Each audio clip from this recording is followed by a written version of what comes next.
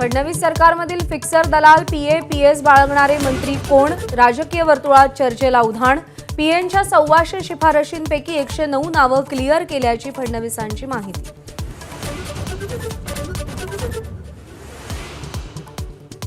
राज्यातील तिजोरीची लूट मुख्यमंत्री देवेंद्र फडणवीसांनी रोखली। संजय राऊतांकडून फडणवीसांचं कौतुक। फडणवीस कठोर निर्णय घेतात म्हणून मतभेद असतानाही जाहीर अभिनंदन।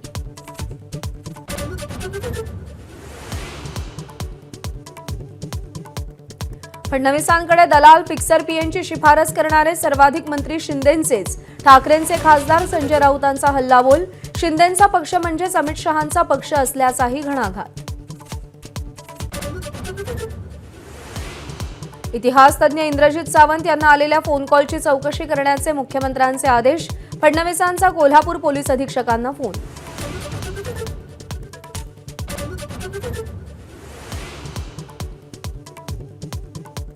मस्साजोग ग्रामस्थांचं आजपासून अन्नत्याग आंदोलन। फरार कृष्णा आंधळेला अटक करा।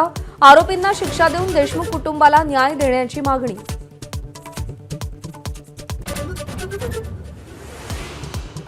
भारत पाकिस्तान मॅचमध्ये भारत जिंकल्यानंतर मालवणच्या परप्रांतीय मुस्लिम भंगारवाल्यांच्या देशविरोधी घोषणा।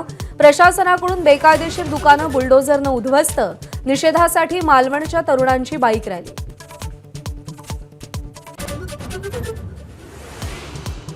पुण्यातील राजकारण्यांचा लाडका गुंड गजा मारणेला पुन्हा अटक। केंद्रीय मंत्री मोहोळ यांच्या कार्यकर्त्याला झालेल्या मारहाणी प्रकरणी 3 गुंडांसह म्होरक्या मारणीही अटकेत। मकोका अंतर्गत चौथ्यांदा अटक।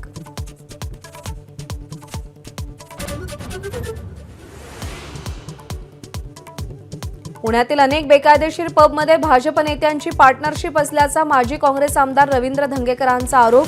वाढत्या गुन्हेगारीला राजकारणी जबाबदार असल्याचा दावा।